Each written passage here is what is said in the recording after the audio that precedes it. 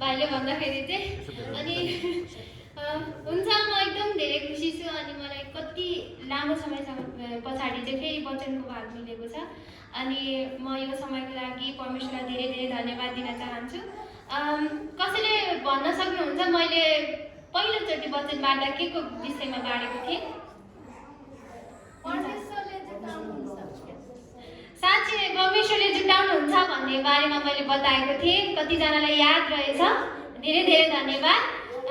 हुन्छ मलाई चाहिँ यो हप्तामा मैले जब सूचना सुने अनि वचनको भागको बारेमा अनि मैले धेरै विषयको बारेमा चाहिँ म सोचिरहेको थिएँ म के को बारेमा चाहिँ वचन बाँड्ने होला अनि म प्रत्येक पल्ट जति बेला मैले सोच्थेँ त्यति बेला चाहिँ प्रत्येक पल्ट चाहिँ मलाई आशिषको बारेमा मात्रै कुराहरू आइरहेको थियो अनि मैले फेरि प्रार्थना गरेँ अनि म शुक्रबारसम्म हिजोसम्म पनि म तयारी थिएन अनि मैले प्रभुलाई भने प्रभु मलाई जतिचोटि हेरेँ म त्यतिचोटि मात्रै आशिषको बारेमा मात्रै आउँछ अनि तपाईँ परमेश्वरले यदि साँच्ची नै मण्डली परिवारलाई आशिषकै बारेमा भन्न चाहनुहुन्छ भने म यही विषयमा चाहिँ तपाईँ परमेश्वरले मलाई तयार गर्नुहोस् भनेर मैले भने अनि साँच्ची नै आज मैले तपाईँहरूको माझमा चाहिँ आशिषित हुनु भनेर चाहिँ वचन लिएर आएको छु अनि अस्ति नैको पालि चाहिँ मैले भनेको थिएँ परमेश्वरले जुटाउनुहुन्छ भन्ने विषयको बारेमा मैले तपाईँहरूको माझमा भनेको थिएँ तर यो पालि चाहिँ आशिषित हुनु भन्ने बारेमा चाहिँ मैले ल्याएको छु अनि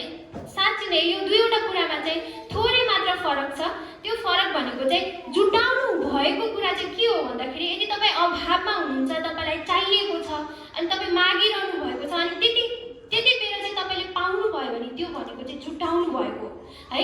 एउटा ब्याङ्क सपोज अब तपाईँ ब्याङ्कमा तपाईँले लोन लिनुभएको थियो अनि तपाईँले यो डेटमा चाहिँ त्यो ब्याङ्कको लोन तिर्नुपर्ने छ भनेर ब्याङ्कले भन्छ अनि त्यति बेलासम्म तपाईँलाई पैसा जुटेको छैन अनि तपाईँ हात गुहार लाउनुहुन्छ अनि त्यति बेला चाहिँ तपाईँलाई कसैले पैसा दियो भने चाहिँ त्यो जुटाउनु भएको है। तर आशिष पाउनु भनेको चाहिँ के हो भन्दाखेरि तपाईँले आफूसँग तपाईँले कसैलाई माग्नु पर्दैन तर तपाईँले उल्टै अरूलाई दिन सक्ने हुनुभएको छ भने चाहिँ त्यो तपाईँको जीवन चाहिँ के हो? आशिषित जीवन हो। अनि अस्तिको चोटि मैले जुटाउनु भएको विषयमा भने तर यो पालि चाहिँ तपाईँको जीवन चाहिँ आशिषित कसरी हुन सक्छ भन्ने बारेमा चाहिँ मैले बाँड्न गइरहेको छु अनि आशिषित हुनुको मतलब चाहिँ सिर्फ आफ्नो अभावमा मात्र हुनु होइन तर जो अभावमा परेको हुनुहुन्छ उहाँलाई पनि दिन सक्ने हुनु चाहिँ आशिषित हुनु हो। त्यसै कारणले आज चाहिँ म तपाईँको माझमा आशिषित हुनु भन्ने बारेमा चाहिँ बताउन गइरहेको छु। हुन्छ हामी व्यवस्था 28 अध्यायको 1 देखि 14 पदसम्म चाहिँ हामी हेर्नेछौँ अनि कसैले एकजनाले यो उठेर पढिदिनु हुनको लागि म अनुरोध गर्न चाहन्छु। व्यवस्था 28 को 1 देखि 14।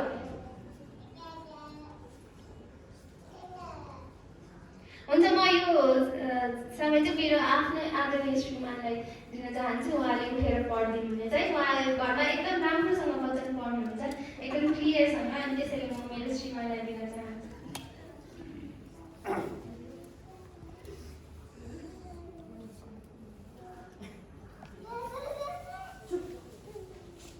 आज मैले तिमीहरूलाई आदेश दिए बमोजिम तिमीहरूले होसियारी साथ परमप्रभु आफ्ना परमेश्वरका सबै आज्ञाहरू मानेर उहाँको वचन पालन गर्यौ भने उहाँले तिमीहरूलाई पृथ्वीका सबै जातिहरूमध्ये श्रेष्ठ तुल्याउनुहुनेछ। परमप्रभु आफ्ना परमेश्वरको वचन पालन गर्यौ भने यी सबै आशिष तिमीहरूलाई लाग्नेछन् र तिमीहरू साथ रहिरहनेछन्। तिमीहरूले सहरमा आशिष पाउनेछौ र गाउँ बस्तीमा आशिष पाउनेछौ। तिमीहरूका सन्तानमाथि आशिष पर्नेछ, साथै खेतका उब्जनीमाथि, गाई बस्तुका बाछा बाछीमाथि, भेडा बाख्राका पाटापाटीमाथि, तिमीहरूको डालो र तिमीहरूको पिठो मुछ्ने आरीमा आशिष पर्नेछ। भित्र आउँदा र बाहिर जाँदा तिमीहरूले आशिष पाउनेछौ। तिमीहरूका विरुद्धमा आउने शत्रुहरूलाई परमप्रभुले तिमीहरूकै सामु परास्त गर्नुहुनेछ। उनीहरू तिमीमाथि एक बाटो आउनेछन् र तर तिमीबाट 7 बाटा भाग्नेछन्। परमप्रभुले तिमीहरूको ढुकुटीमा र तिमीहरूका सबै काममा आशिष दिनुहुनेछ। परमप्रभु तिमीहरूका परमेश्वरले दिनुहुने देशमा उहाँले तिमीहरूलाई आशिष दिनुहुनेछ। परमप्रभु तिमीहरूका परमेश्वरका आज्ञाहरू मानेर उहाँका मार्गमा हिँड्यौ भने उहाँले तिमीहरूलाई शपथ खाएर प्रतिज्ञा गर्नुभए चाहिँ तिमीहरूलाई आफ्नो लागि एक पवित्र जाति बनाएर स्थापित गर्नुहुनेछ। तब पृथ्वीका समस्त मानिसहरूले तिमीहरू परमप्रभुका नाउँले कहलिएका हौ भनी थाहा पाउनेछन् र तिमीहरूसँग डराउनेछन्। तिमीहरूलाई दिन्छु भने तिमीहरूका पुर्खाहरूलाई प्रतिज्ञा गर्नुभएको देशमा तिमीहरूका सन्तान गाईबस्तु र भूमिको उब्जनीमाथि परमप्रभुले प्रशस्त उन्नति दिनुहुनेछ। परमप्रभुले आकाश आफ्नो प्रशस्तताको भण्डार उगारेर तिमीहरूको भूमिमा ठिक ऋतुमा झरी पठाउनुहुनेछ र तिमीहरूका हातका सबै मेहनतमा आशिष दिनुहुनेछ। तिमीहरूले धेरै जातिलाई ऋण दिनेछौ तर कसैबाट ऋण लिने छैनौ। मैले आज तिमीहरूलाई दिएका परमप्रभु तिमीहरूका परमेश्वरको आज्ञाहरूमा ध्यान दिएर ती होसियारी साथ पालन गर्यौ भने परमप्रभुले तिमीहरूलाई पुच्छर होइन तर शिर तुल्याउनु हुनेछ। तिमीहरू सधैँ टुप्पोमा हुनेछौ, कहिल्यै फेदमा पर्ने छैनौ।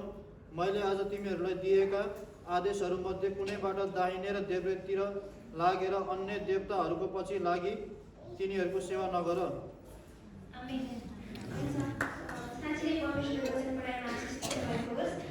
साँच्चै व्यवस्था 28 को 1 देखि 14 पदसम्म हामी हेर्ने हो भने चाहिँ त्यहाँनिर चाहिँ लेखेको छ कि आज्ञाकारिताबाट चाहिँ परमेश्वरले के कुरामा आशिष दिनुहुन्छ, कसरी आशिष पर्न सक्छ भन्ने कुरा चाहिँ हामी 1 देखि 14 पदसम्म चाहिँ हामी हेर्न सक्छौँ।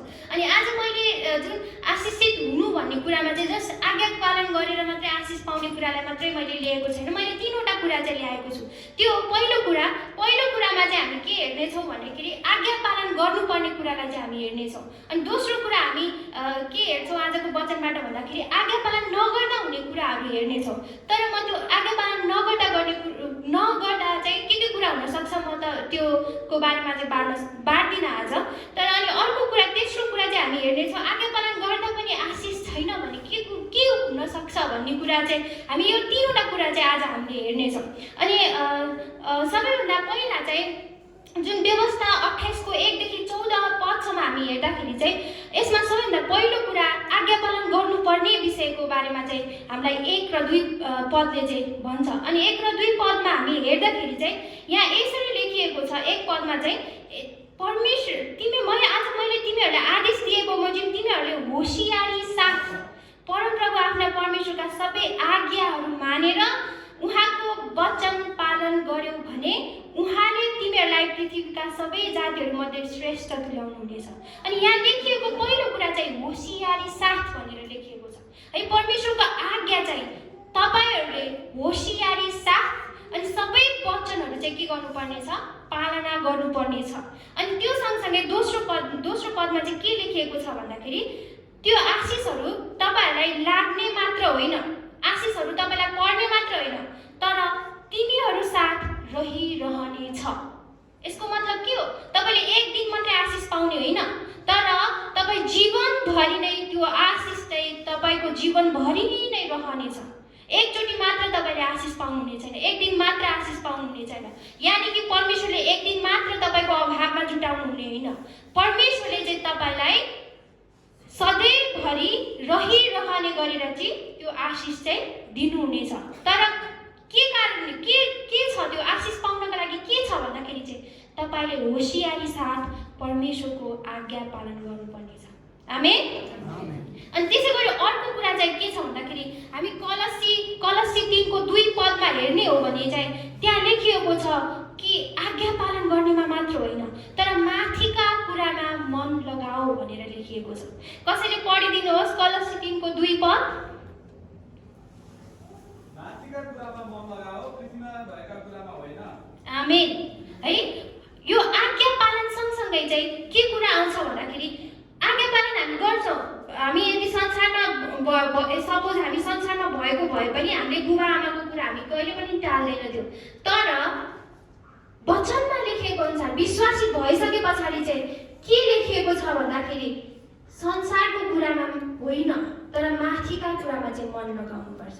आज्ञा पालन छ होइन, आज्ञा पालन त तपाईँ हुनुपर्छ तर त्यो सँगसँगै चाहिँ तपाईँले संसारको कुरालाई होइन तर माथि हुने कुरालाई चाहिँ के गर्नुपर्ने छ, मन लगाउनु पर्ने छ है। यो सँगसँगै चाहिँ मलाई एउटा कुरा याद आयो कि मेरो बाबाले वचन माग्दाखेरि के भन्नुहुँदै भन्दाखेरि सुँगुर चाहिँ जब जिउँदो हुन्छ त्यतिखेर चाहिँ त्यसले जहिले पनि भुइँमा मात्रै हेर्छ अरे क्या, जहिले भुइँमा मात्रै मान्छेले लिएर आउँछ त्यही हिलो खान्छ उस खान्छ त्यो बस्छ।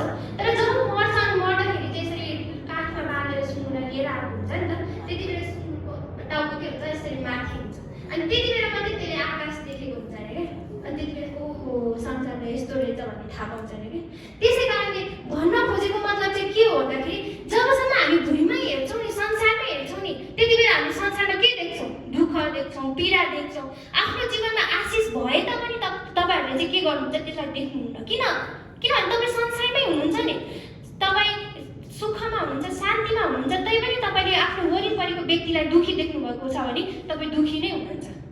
सपोज तपाईँ एकदम खुसी हुनुहुन्छ तर तपाईँको छेउमा साथी चाहिँ रोइरहेको छ भने तपाईँ आफ्नो खुसीलाई थाम्न सक्नुहुन्छ? ओहो बिचरा रोइरहेछ, म कसरी खुसी हुनु? दुःखी हुनुहुन्छ नि त्यस पछाडि, होइन?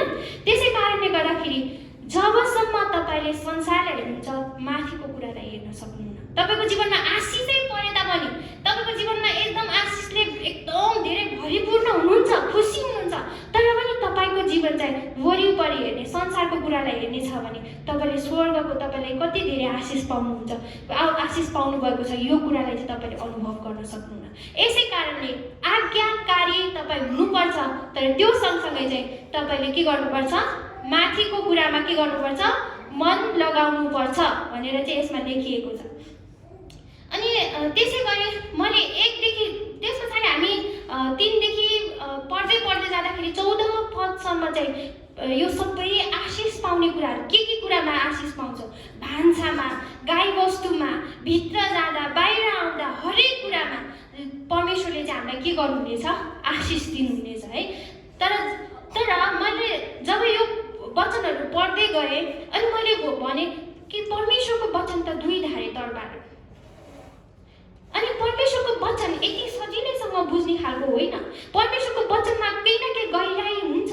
अनि हामीले सर्फेसली हामीले यसरी माथिबाट हेऱ्यौँ भने परमेश्वरले आशिष दिनुहुने रहेछ, आज्ञा पालन गर्नुपर्ने रहेछ भन्ने कुरामा मात्र होइन, तर कुनै कुरा यस्तो पनि रहेछ। अनि मैले परमेश्वरलाई भने कि मैले चाहिँ भने कि परमेश्वर, हामी कतिजना मान्छेहरू यस्तो पनि देख्छौँ जसले परमेश्वरको नजिकमा यति धेरै गहिरिनु भएको छ, तर पनि उहाँको जीवनमा त मैले आशिष देख्दिनँ। अनि के यो कुरा चाहिँ उहाँहरूले आज्ञा पालन नगरेको कारणले गर्दा हुनसक्छ त? अनि जब मैले यो सबैको कुरा बारेमा सोच्दै थिएँ अनि त्यति बेला चाहिँ परमेश्वरले मलाई बाइबलको सबै कथाहरू, जति बेला म सन्डे स्कुलदेखि म सुनिरहेको बाइबलको सबै व्यक्तिहरूको कथाको बारेमा मैले थाहा पाएँ। तर त्यसमा सम्झेँ, तर त्यसमा सबैभन्दा मनपर्ने कथा मलाई युसुफको कथा लाग्छ।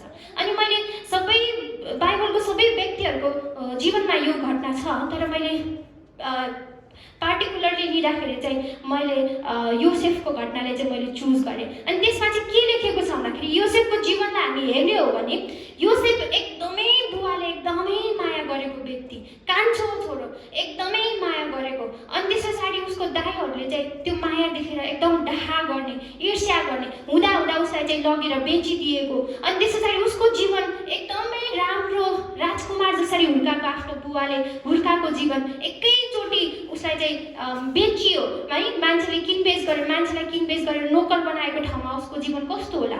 अनि त्यतिमै हुँदै पनि उसले परमेश्वरको आज्ञा पालन गर्न छोडेन, तर उसको जीवन चाहिँ सधैँ दुःखमै बित्यो। अनि उसले हरेक चोटि उसको राम्रो हुन खोज्थ्यो, तर फेरि एकचोटि केही न केही उसको जीवनमा चाहिँ समस्या आइरहेको थियो। अनि त्यस पछाडि जब मैले यसलाई हेरेँ नि त्यति बेला चाहिँ मैले के बुझेँ भन्दाखेरि जुन व्यक्तिहरूले आज्ञा पालन गर्नुहुन्छ तर पनि उहाँहरूको जीवनमा चाहिँ समस्याहरू आउन सक्छन् है। अनि यसको मतलब चाहिँ के हो त? उनीहरूले जीवनमा आज्ञा पालनै गरेनन् त? होइन। परमेश्वरले चाहिँ आफूलाई प्रेम गर्ने व्यक्तिहरूलाई पनि त्यो समय भएर जान दिनुहुन्छ जसमा चाहिँ उनीहरू दुखित हुन्छन्, उनीहरूले तर पनि परमेश्वरको आज्ञा पालन गर्न चाहिँ ती व्यक्तिहरूले छोड्दैनन्। अनि त्यस्तो व्यक्तिहरूको जीवनमा चाहिँ परमेश्वरले फेरि पहिलेको जीवनमा भन्दा पछिल्लो जीवनमा चाहिँ भरिएर पोखिने गरी आशिष दिनुहुन्छ। आमेन। योसेफको जीवनमा चाहिँ योसेफ सानो ठाउँबाट बसेको मान्छे, राजकुमार जसरी हुर्केको, आफ्नो बाउले प्रेम गरेको भए तापनि पछि राजकुमार नै जसरी बस्न सक्नुभयो। अनि त्यो कारण चाहिँ परमेश्वरको आज्ञा पालन गर्न उहाँले जस्तो सुकै समस्या भए पनि छोड्नु भएन। अनि त्यो सँगसँगै चाहिँ अनि मैले अर्को कुरा चाहिँ के थाहा पाएँ भने जब हामी सबै कुराहरूमा चाहिँ हामी एकदम जगडिरहेका हुन्छौँ, हामी दुःखमा हुन्छौँ, हामी पीडामा हुन्छौँ। कतिपय व्यक्तिहरू चाहिँ आज्ञा पालन सुरुमा आज्ञा पालन गर्नुहुन्छ, तर समस्या आउने बित्तिकै उहाँहरूको विश्वास चाहिँ एकदम ढलमल हुन्छ अनि उहाँहरूको जीवनमा चाहिँ फेरि पछिल्लो समयमा त्यस्तो आशिष पर्दैन जस्तो कि योसेफको जीवनमा थियो। अनि योसेफले चाहिँ अन्तिममा चाहिँ जब हामी हेर्छौँ उत्पत्ति 50 को 19 देखि 20 पदमा हामी हेर्दाखेरि चाहिँ उनले चाहिँ के भन्छन् भन्दाखेरि जब दाजुभाइहरूले उनको जीवनमा त्यत्रो धेरै आशिष परेको देख्छ अनि दाजुभाइ चाहिँ डराएर योसेफलाई भन्छन्, ला अब योसेफले हामीलाई मार्छन् होला, हामीलाई अब हामीले नराम्रो गरेको कुरा त योसेफलाई थाहा छ, अब योसेफ यसरी राजाको दोस्रो दर्जामा भइसक्यो, अब हामीलाई मार्छन् होला भन्दाखेरि योसेफले चाहिँ के कुरा भन्नुहुन्छ भन्दाखेरि तपाईहरूले मेरो निम्ति नराम्रो गर्नु खोज्नु भएको थियो होइन, तर पनि परमेश्वरले ती सबै कुरामा मेरो निम्ति के गर्नुभयो, भलाइ गर्नुभयो। अनि जो व्यक्तिहरू आज्ञाकारितामा हुँदा हुँदै पनि उहाँहरूको जीवनमा अहिले आशिष छैन भने म तपाईँहरूलाई के भन्न चाहन्छु भने परमेश्वरले सबै कुरामा तपाईँको निम्ति भलाइ गर्दै हुनुहुन्छ। आमेन। अनि परमेश्वरमा विश्वास राख्नुहोस् कि परमेश्वरले तपाईँ अनाज्ञाकारी भएको कारणले गर्दा तपाईँको जीवनमा समस्या आएको होइन, तपाईँ अनाज्ञाकारी भएको कारणले गर्दा तपाईँको जीवनमा सङ्कट आएको होइन, अनाज्ञाकारिता भएको कारणले गर्दा तपाईँको जीवनमा अभावहरू खाँचोहरू आएको होइन, तर परमेश्वरले चाहिँ तपाईँलाई बलियो बनाउँदै हुनुहुन्छ। म एउटा कथा भन्न गइरहेको छु। जुन तपाईँहरूले जुन हामी भजन गाउँछौँ, भजनको गाउँछ नि 1 नम्बरको भजन, अनि त्यसमा लेखिएको छ नि उकाबले झै उहाँले मलाई च्याप्नु भयो। एउटा भजनमा हेर्नु, भजन नम्बर 1 मा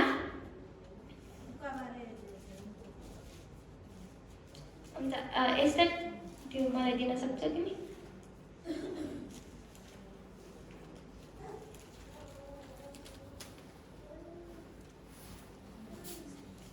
यहाँ हामी देख्छौँ नि भजनको 1 नम्बरको 6 नम्बरमा के लेखेको छ भने गुडलाई घरिघरि भत्काइदिए, सिकाए हामीलाई उड्न आफै, पखेटामा उडाए उकाबले चाहिँ गरेनन् हामीलाई चोट कतै। अनि यसको एउटा कहानी छ, यसको एउटा कथा छ। अनि त्यो कथा चाहिँ के हो भन्दाखेरि उकाब चाहिँ एउटा यस्तो खालको पन्छी हो जसको चाहिँ शरीर सानो हुन्छ तर पखेटा चाहिँ एकदम ठुलो हुन्छ, एकदम लामो लामो खालको पखेटा हुन्छ। अनि त्यस पछाडि ऊ चाहिँ यस्तो हाम्रो जस्तो रुखहरूमा यस्तोतिर बस्दैन अरे, अनि त्यो चाहिँ एकदम डाँडाहरूमा चाहिँ एकदम अग्लो अग्लो पहाडहरूमा चाहिँ बस्ने पन्छी। अनि त्यस पछाडि उसले चाहिँ के गर्छ अरे भन्दाखेरि जब उसको बच्चाहरू चाहिँ जन्मिन्छ नि, बच्चा जन्मिँदाखेरि चाहिँ पहिला उसले नरम नरम कपडाहरूले चाहिँ गुडहरू बनाएको हुन्छ, एकदम नरम नरम जुन पखेटाबाट निस्केको भुवाहरू हुन्छ त्यो राखेर नरम नरम कुराले चाहिँ आफ्नो बच्चालाई स्याहार गर्छ। अनि जब त्यो बच्चा अलिक ठुलो ठुलो हुँदै जान्छ अनि त्यो उकाबले चाहिँ त्यो सबै त्यो नरम कुराहरूलाई झर्टाइदिन्छ। अब के बाँकी बस्यो? खस्रो खस्रो कुराहरू होइन, काठहरू, त्यो ठेलाहरू बस्यो।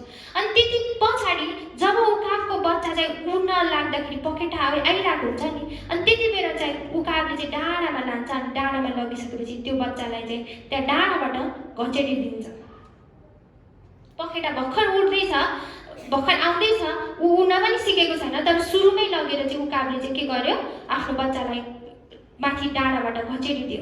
अनि घचेर्दाखेरि त्यो बच्चा अब पखेटा पनि चलाउन सकेको छैन। अनि ऊ एकदम लड्काउँदै भुइँमा आइपुग्न लाग्दाखेरि चाहिँ उकाब चाहिँ यस्तो तेजसँग जान्छ अरे, एकदम तेजसँग गएर चाहिँ उसको त्यो बच्चालाई एकदम काँधमा उठाउँछ अरे। अनि काँधमा उठाएर एकदम माथिसँग फेरि तेजमा आएर उसले जुन आफ्नो गुड छ त्यो ठाउँमा ल्याएर अनि उसले त्यो बच्चालाई फेरि राख्छ। अनि यो जब तपाईँ यो कहानी सुन्दै हुनुहुन्छ तपाईँले के बुझ्नुभयो? यसमा लेखिएको चाहिँ, यसमा भन्न खोजिएको चाहिँ के हो भन्दाखेरि जब हामी सानो हुन्छ, हामी परमेश्वरमा सिक्दै गरिरहेको हुन्छ, परमेश्वरले हामीलाई असल असल कुराहरू दिनुहुन्छ, हाम्रो प्रार्थनाहरू सुन्नुहुन्छ, ग्रहण गर्नुहुन्छ, जवाफ दिनुहुन्छ। तर जब हामी परमेश्वरमा अझै गहिरिँदै गइरहेको हुन्छौँ त्यति बेला परमेश्वरले हामीलाई अझै सिकोस् भनेर हाम्रो जीवनमा चाहिँ समस्याहरू हुँदा हुँदै पनि हामी कतिपय कुराहरूमा समस्या हुँदा हुँदै परमेश्वर कहाँ हुनुहुन्छ भनेर हामी खोजिरहेको हुन्छ। तर परमेश्वर चाहिँ उकाबले जस्तै हामीलाई डाँडाबाट हेरिरहनु भएको हुन्छ हाम्रो समस्यामा, तर उहाँले तुरुन्तै गएर हाम्रो समस्याबाट निकालेर ल्याउनुहुन्न। उहाँ चाहिँ हेरिरहनुहुन्छ पहिला सुरुमा। है, सिकाइरहनु भएको हो नि त उड्नको लागि। अनि त्यस पछाडि हामी चाहिँ कतिपय समयमा चाहिँ हामी सङ्कष्टमा हुँदाखेरि परमेश्वर कहाँ हुनुहुन्छ? हामीले त समस्यामा आउनु भएन, परमेश्वरले हामीलाई सहायतै गर्नु भएन। मैले यत्रो आज्ञा पालन गरेको थिएँ, परमेश्वरले भनेको सबै कुरा माने, तर पनि परमेश्वरले मलाई बचाउनु भएन भन्ने कुरामा चाहिँ हामी एकदम उस भइरहेको हुन्छौँ। तर परमेश्वरले चाहिँ हामीलाई हेरिरहनु भएको हुन्छ अनि हामीलाई त्यो भुइँमा खस्न नदिँदै परमेश्वरले हामीलाई बचाउनुहुन्छ र हामीलाई उहाँको काँधमा बोकेर फेरि लिएर आउनुहुन्छ। आमेन। अनि यो जीवन चाहिँ जसले आज्ञा पालन गर्दा गर्दै पनि आशिष छैन भने उहाँहरूको जीवन चाहिँ अहिले यसरी नै उकाब्ले जस्तै पूर्ण सिकाएको जस्तै जीवन हो। तपाईँ एकदम परमेश्वरमा गहिरिँदै हुनुहुन्छ, परमेश्वरमा डुब्दै हुनुहुन्छ, परमेश्वरको राज्यलाई खोज्दै हुनुहुन्छ अनि त्यसै कारणले गर्दा तपाईँको जीवनमा समस्या छ, तर त्यो समस्या चाहिँ परमेश्वरले तपाईँलाई सिकाउनको लागि, परमेश्वरले तपाईँलाई उड्न सिकाउँदै हुनुहुन्छ। यसै कारणले गर्दा तपाईँको जीवनमा चाहिँ समस्या आएको छ, तर त्यो समस्या चाहिँ सधैँको लागि होइन। परमेश्वरले तपाईँलाई फेरि एकचोटि उठाउनुहुनेछ र त्यसरी नै आफ्नो काँधमा लिनुहुनेछ र तपाईँलाई डाँडामा फेरि के गर्नुहुनेछ? बसाल्नुहुनेछ। आमेन। अनि अर्को कुरा चाहिँ हामी अर्को यो व्यवस्था 28 को हामी 15 देखि 68 पदसम्म हामी हेर्ने हो भने चाहिँ आज्ञा पालन नगर्दाखेरि चाहिँ के हुन्छ भनेर लेखिएको कुराहरू छ। तर म त्यो पछि म तपाईहरुलाई यसको बारेमा बताउने छु। तर अहिले चाहिँ यदि तपाई पनि फेरि जान्न चाहनुहुन्छ भने चाहिँ तपाईले उत्पत्ति व्यवस्था 28 को 15 देखि 68 पदलाई हेर्न सक्नुहुन्छ घरमा गएर।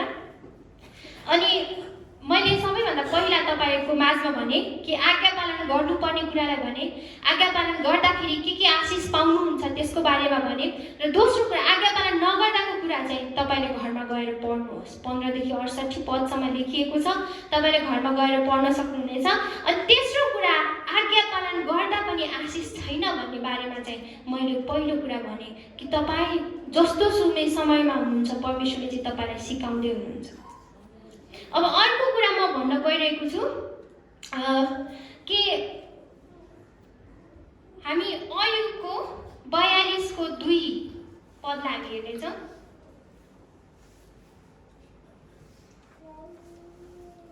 कसरी पढिदिनु होला? अयुब 42 को 2। अयुब 42 को 2 मा यसरी लेखिएको छ, तपाई सबै कुरा गर्न सक्नुहुन्छ भनी म जान्दछु, तपाईका कुनै योजना पनि विफल गर्न सकिदैन। आमेन। अनि यसमा लेखिएको कुरा पहिलो कुरा तपाईले बुझ्नु भयो कि हरेक सङ्कष्टमा परमेश्वरले तपाईलाई सिकाउँदै हुनुहुन्छ। दोस्रो कुरा चाहिँ के हो भन्दाखेरि परमेश्वरले चाहिँ सबै काम गर्नको लागि एउटा उचित समय राखिदिनु भएको छ। अनि जब तपाईको जीवनमा त्यो उचित समय आउँछ, कुनै पनि कुराले चाहिँ तपाईको जीवनमा त्यो परमेश्वरको योजना हुनबाट रोक्दैन। आमेन। अनि यसमा लेखिएको कुरा चाहिँ म जब सानो थिएँ, सानो हुँदाखेरि चाहिँ म 3 क्लाससम्म चाहिँ म सेकेन्ड हुँदै आएँ। अनि त्यस पछाडि बाबाले चाहिँ सधैँ के भन्नुहुन्थ्यो, जब त फर्स्ट हुन्छस् त्यति बेला म तँलाई साइकल दिन्छु भन्नुहुन्थ्यो। अनि म साइकल पाउनको लागि भए पनि फर्स्ट हुन चाहन्थेँ। अनि मैले 3 क्लासदेखि 3 क्लाससम्म म सेकेन्ड थिएँ। अनि 4 क्लासमा गएर म फर्स्ट भएँ। म कुद्दै आएँ बाबाले, बाबा म फर्स्ट भएँ, अब मलाई साइकल। अनि बाबाले मेरो कुरा ध्यानै दिनु भएन। अनि 5th क्लासमा म 5 क्लासमा जाँदाखेरि पनि म फर्स्ट भएँ, 6 क्लासमा गए पनि फर्स्ट भएँ। मैले सानो हुँदाखेरि बाबाले मलाई साइकल चलाउन सक्दैन भनेर नदिनु भयो होला जस्तो फिल हुन्थ्यो। तर म 8 कक्षासम्म पुग्दाखेरि पनि म फर्स्ट भइरहेको छु। अनि बाबाले मलाई साइकलै दिनु भएको छैन। अनि मैले भने बाबाले मलाई के अरे पहिला नै प्रमिस नगरेको भए त हुन्थ्यो नि, प्रमिस गरिसक्नु भयो। अनि अब चाहिँ मलाई साइकल नै नदिने, तपाईँले मलाई यस्तो गर्नुभयो भनेर मैले बाबालाई भनेँ। अनि त्यस पछाडि बाबाले के भनेर टाल्नुभयो भन्दाखेरि यत्रो सानो आँगन छ, त यत्रो ठुलो भइसकेछ, अब ठुलो भइसक्यो मान्छेलाई सानो साइकलले हुँदैन, ठुलै साइकल चाहिन्छ, ठुलो साइकल यत्रो आँगनमा चल्दैन भन्नुभयो। मैले हुन्छ ल ठिकै छ, अब ठुलो साइकल त दिनुहुन्छ होला भने म एसएलसी पास भएँ। एसएलसी पास भएर कलेजसम्म जाँदाखेरि पनि मेरो कलेज पुग्नको लागि यस्तै 15-20 मिनट लाग्थ्यो। अनि बाबाले साइकलै दिनु भएन। अनि त्यस पछाडि अब मेरो मन साइकलपट्टि थिएन, अब मेरो मन स्कुटरपट्टि थियो। होइन, साइकल कसले हेर्छ, अब ठुलो भइसक्यो नि त म। अनि त्यस पछाडि मैले बाबालाई भने अब म साइकल चढ्दैन, मलाई स्कुटर दिनुपर्छ। पहिला साइकल त सिक भन्नुभयो बाबाले। अनि पहिले नै भन्नुभयो त म सानैदेखि साइकल सिक्दै आउँथेँ नि त। अब यत्रो ठुलो भइसक्यो तपाईँले मलाई स्कुटर दिने बेलामा अझै साइकल सिक भन्दै हुनुहुन्छ भनेर म बाबासँग झगडा गरेँ। अनि त्यस पछाडि म 11 क्लास पास भएँ, 12 क्लासमा गएँ। बाबाले अब मलाई साइकल दिनुहुन्न के अरे साइकल दिनुहुन्न त्यो त थाहा थियो, अब स्कुटर पनि दिनुहुन्न त्यो पनि थाहा भयो। अनि त्यस पछाडि मैले एक दिन के गरेँ भने घर छेउको एकजना दाइको साइकल थियो, मैले मागेर लगेर सिकेँ। बाबाले हेरिरहनु भएको रहेछ। अनि म 3 दिनमा साइकल सिकेर लिएर आएँ। अनि मैले भने बाबा मैले साइकल सिकेँ, अब त स्कुटरको पालो भने। अनि त्यस पछाडि बाबाले मान्नु भएन, कुरै सुन्नु भएन। अनि अब बाबाले त कुरा सुन्नु हुँदैन रहेछ भनेर मैले अब दोस्रो उपाय के त मम्मीलाई गरेँ भने मम्मीलाई त फकाउनु लाउनु पऱ्यो। अनि मम्मीलाई भने, अनि मम्मीले पनि बाबालाई एकदम फोर्स गरे, तपाईँले यस्तो सानो बच्चालाई यसो गरेर पहिला पनि साइकल किनिदिने भन्नुभयो, अब ठुलो भइसक्यो, ठुलो भयो भने तपाईँले यस्तो गरिदिने भनेर भन्नुभयो मम्मीले पनि। अनि बाबाले के भन्नुभयो भने त लाइसेन्स लिएर आइज, एकैचोटिमा पास भएर एकैचोटिमा लाइसेन्स ल्याएर अनि म त स्कुटर। अब भयो साइकल सिकेँ, आफैले सिकेँ। हुँदा अब स्कुटर किन्नलाई पनि पहिला लाइसेन्स लिने अनि मात्रै किन्ने। अनि त्यस पछाडि नि 2-3 महिना त मलाई एकदमै रिस उठ्यो। म बोल्दै बोल्दिनँ, म लाइसेन्स पनि लिँदिनँ भन्ने कुरा भयो। तर त्यो लाइसेन्स लिने क्रममा चाहिँ एकजना दिदीको स्कुटर थियो। अनि उहाँ दिदीको छोरीलाई चाहिँ मैले ट्युसन पढाउँथेँ फ्रीमा। अनि त्यस कारणले गर्दा त्यो दिदीले मलाई स्कुटर दिनुहुन्थ्यो। अनि म हिँड्दै यतिकै चलाउँदै मैले स्कुटर सिकेँ। अनि त्यो दिदी पनि लाइसेन्स लिनको लागि जानुहुने रहेछ। अनि म त्यो दिदीसँगै लाइसेन्स सिक्न गइदिन्थेँ। म फ्रीमा लाइसेन्सको लागि त्यो ट्रायल हुन्छ नि त्यस ठाउँमा जान्थेँ, दिदीसँगै दिदी पछि लाग्ने। अनि दिदीको छोरीलाई चाहिँ ट्युसन पढाउन सिकाउने, अनि त्यसको साटो फ्रीमा उहाँसँगै सिक्ने। अनि त्यो गर्दाखेरि दिदी र म दुवैजना लाइसेन्स लिन गयो। दिदी फेल हुनुभयो, तर म चाहिँ पास भएँ। यस्तो खुसी। पहिला सुरुमा मैले बाबालाई फोन गरेँ, अब मलाई स्कुटर चाहियो। तपाईँले भन्नुभयो साइकल सिक, मैले साइकल सिकेँ। तपाईँले भन्नुभयो स्कुटरको लागि लाइसेन्स लिएँ, मैले लाइसेन्स लिएँ, अब मलाई स्कुटर चाहियो। अनि त्यस पछाडि बाबा त मान्नुहुन्न। अनि मैले के गरेँ, अब भएन। अब पहिला सुरुमा बाबालाई आइडिया नभएको होला मलाई कस्तो खालको साइकल चाहिन्छ, के अरे स्कुटर चाहिन्छ होला भनेर मैले फोटो पनि भेस्पाको एउटा फोटो थियो, पिङ्क कलरको भेस्पा। अनि मैले फेसबुकमा बाबालाई ट्याग गरेँ, माई ड्रिम स्कुटर भनेर होइन। के भन्छ त्यो पिक्चर आफै बोल्छ भन्ने हुन्छ नि, त्यही होला।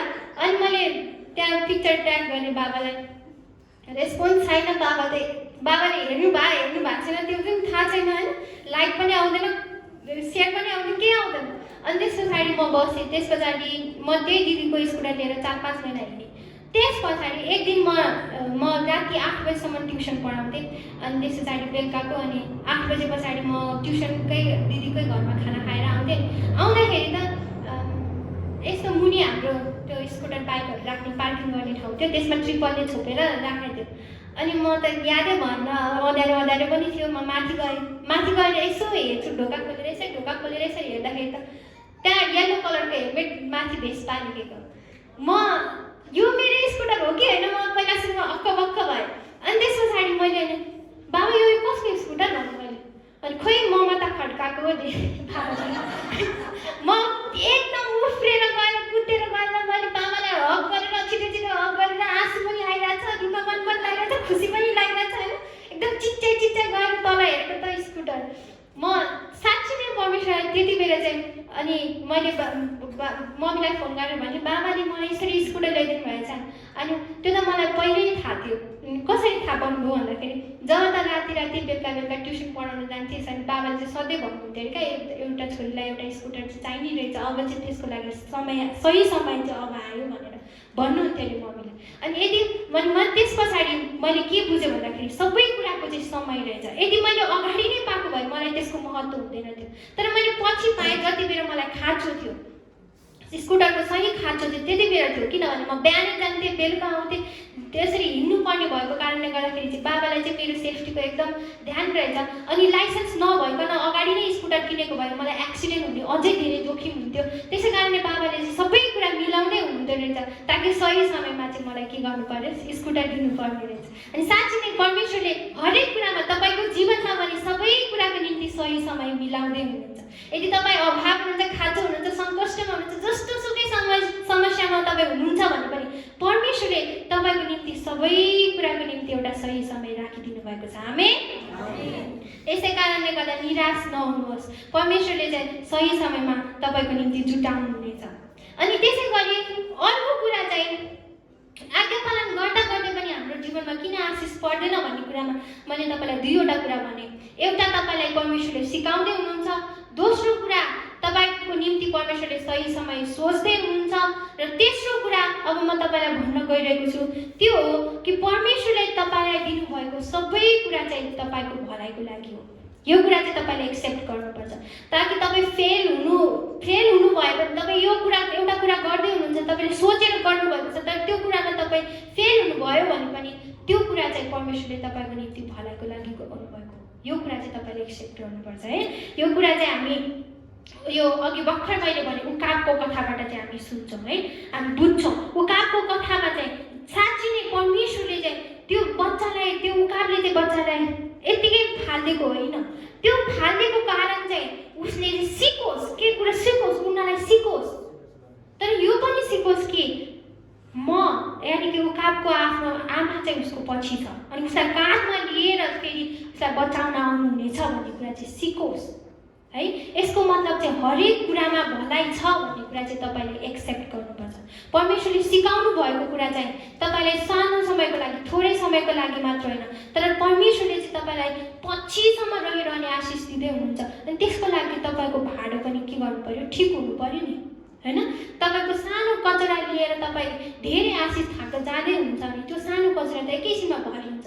तपाईँको भाडो एकदम ठुलो हुनुपर्छ, बलियो हुनुपर्छ, किनकि परमेश्वरले पनि तपाईँलाई त्यस्तै आशिष दिँदै हुनुहुन्छ जुन आशिष चाहिँ तपाईँलाई भरिने, पोखिने गरी मात्र होइन, लामो समयसम्म रहने गरी दिनुहुन्छ।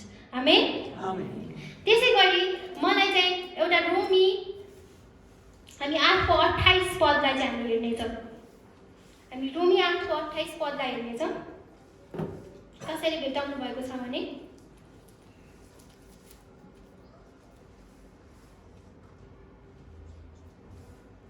हामी जान्दछौँ उहाँलाई प्रेम गर्नेहरू र उहाँका अभिप्राय अनुसार बोलाइएकाहरूका निम्ति हरेक कुरामा परमेश्वरले भलाइ नै गर्नुहुन्छ।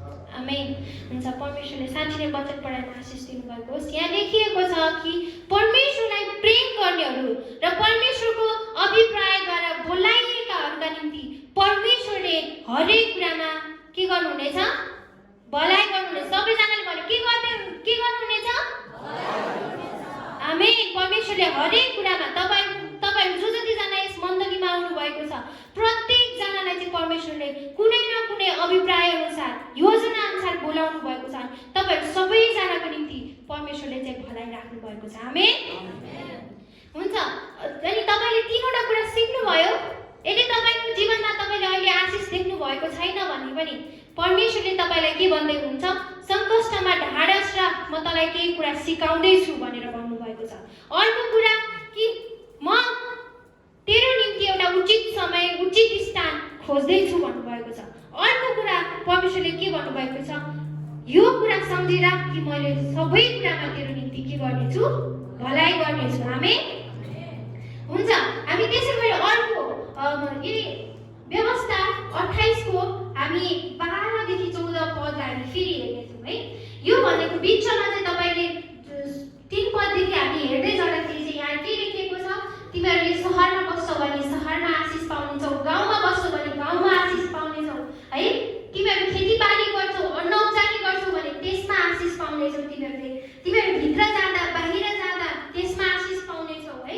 अनि त्यसपछि तिमीहरूको शत्रुहरू चाहिँ एकदम मुठारेर आयो होइन, एकजुटमा आयो भने पनि तिनीहरू के गर्नेछ, साथबाट भएर भाग्नेछन्।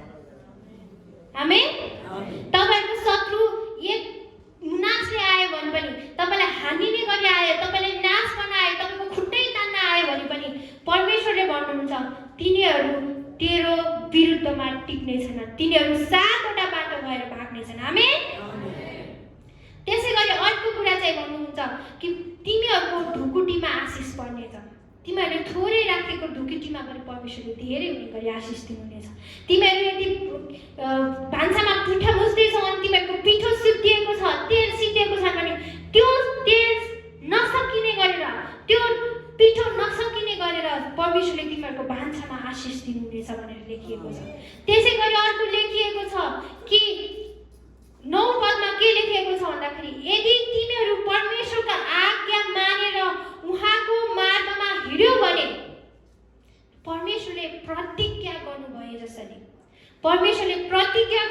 जसरी चाहिँ तिमीहरूलाई के गर्नुहुनेछ, एक पवित्र जाति बनाएर स्थापित गर्नुहुनेछ है। अनि पृथ्वीका समस्त मानिसहरूले थाहा पाउनेछन् कि परमेश्वर तिमीहरूसँग हुनुहुनेछ। आमेन। तिमीहरूको सन्तानहरूमा गाईबस्तुहरूमा भूमिको उब्जनीमाथि परमप्रभुले प्रशस्त उन्नति दिनुहुनेछ। यो यदि तपाईँ बुबा आमा हुनुहुन्छ भने परमेश्वरले भन्नुहुन्छ तिमीहरूको सन्तानमाथि आशिष दिनेछ। योभन्दा खुसीको कुराहरू के हुन सक्छ? यदि बुवा आमा, सबैभन्दा बढी बुवा आमा कति बेला खुसी हुनुहुन्छ? जति बेला उहाँको सन्तान खुसी हुनुहुन्छ, हो कि होइन? यदि तपाईँको बच्चाले केही प्रगति गर्यो भने सबैभन्दा खुसी बुवालाई लाग्छ। अनि मैले यो कुरा चाहिँ जब अस्ति क्रिसमसको बेलामा चाहिँ अनि हामी यहाँ डिस्कसन गरिरहेको थियौँ। अनि त्यति बेला चाहिँ हाम्रो यस्तो नानी यहाँनिर सिक्दै हुनुहुन्थ्यो। अनि हाम्रो आदरणीय ध्रुवराज गुरुबा, पास्टर गुरुबा यहाँबाट हेर्दै हुनुहुन्थ्यो आफ्नो नानीले कसरी सिक्यो भनेर क्या। एकदम राम्रोसँग ध्यानसँग मिस्टेक गर्यो भने पनि एकदम राम्रोसँग। अनि मलाई साँच्ची नै मेरो बाबाको यति याद आयो। त्यति बेला चाहिँ मेरो बाबाले नि हरेक कुरामा चाहिँ मलाई एकदम हेरिरहने। म जति बेला मेरो मार्क्स घट्यो बाबाले आएर सिधै आएर चक्लेट बिस्कुट उस गर्ने क्या। अनि मम्मी चाहिँ लट्ठी बोकेर बस्ने, बाबा चाहिँ चक्लेट बिस्कुट ठिक पारेर बस्ने। अनि मलाई कस्तो अचम्म लाग्थ्यो किन बाबाले चाहिँ यस्तो गरे होला। मम्मीले त्यही भएर मम्मीलाई चाहिँ म फेभरेट मान्दिनँ थिएँ त्यति बेला। तर मेरो मम्मी एकदम स्विट हुनुहुन्छ, अहिले पनि स्विट हुनुहुन्छ। तर बाबा चाहिँ मेरो एकदम करिब हुनुहुन्छ, किनभने एकदम नजिक हुनुहुन्छ। बाबा मेरो बेस्ट फ्रेन्ड जस्तै हुनुहुन्छ। अनि बाबा चाहिँ मलाई चक्लेट दिने। अनि किन त्यसो गरेको, किन के अरे बच्चालाई चाहिँ झन् बिगारेको भनेर भन्नुहुन्थ्यो मम्मीले। तर के भन्नुहुन्थ्यो, जब बच्चाले नपढ भन्छ त्यति बेला चाहिँ पढ्छन् कि। मलाई थाहा छैन मैले जन्माएको मेरो छोरी हो नि, मैले कस्तो कारणले गर्दाखेरि चाहिँ मेरो छोरी राम्रो हुन्छ भन्ने कुरा मलाई थाहा छ, म हेरिरहेको छु भनेर भन्नुहुन्थ्यो क्या बाबाले। अनि त्यति बेला चाहिँ मलाई हरेक कुरामा चाहिँ बाबाले नराम्रो गर्दाखेरि पनि बाबाले के भन्नुहुन्थ्यो, ए म तँलाई नराम्रो गर भनेर भन्थ्यो, त नराम्रै गर, त उसनै गर भनेर भन्नुहुन्थ्यो। अनि त्यो कुरा चाहिँ मलाई एकदम मन नपर्ने। म चाहिँ फेरि अरूले एकदम राम्रो गरेँ, प्रशंसा गरेँ भने म एकदम धेरै माथिने मान्छे थिएँ क्या त्यति बेला। त्यो कुरा मलाई मेरो बाबालाई राम्रोसँग थाहा थियो। यदि मलाई केही कुरा राम्रो छ भनेर प्रशंसा गर्यो भने म फुर्किन्छु, म बिगार्छु भन्ने कुरा थाहा थियो। अनि जब म नराम्रो गर्छु त्यति बेला बाबाले राम्रो छ भनेर एकदम उस गर्नुभयो भने, राम्रो गर्दैछस्, ठिक गर्दैछस् भनेर एकदम बाबाले उस गर्नु हुँदाखेरि चाहिँ मलाई हो मेरो बाबाको लागि भने मैले गर्नुपर्छ भन्ने जस्तो टाइपको फिलिङ हुन्थ्यो। अनि म सधैँ राम्रो गर्थेँ। अनि मैले त्यति बेला चाहिँ मलाई कस्तो याद आयो भने मैले साँच्ची नै हाम्रो सबैभन्दा खुसी चाहिँ बुवा आमालाई हुँदो रहेछ सबैभन्दा बढी। यदि तपाईँ केही कुरा राम्रो गर्दै हुनुहुन्छ जीवनमा, केही कुरा तपाईँ सक्सेसफुल हुनुभयो भने साँच्ची नै तपाईँको बुवा आमा चाहिँ एकदम खुसी हुनुहुन्छ। अनि यसै गरी परमेश्वरले पनि के भन्दै हुनुहुन्छ, तेरो राम्रोको कारणले गर्दा म तेरो सन्तानलाई आशिष दिनेछु। तैँले आज्ञा पालन गरेको खातिर तेरो सन्तानले के गर्नेछ, आशिष पाउनेछ।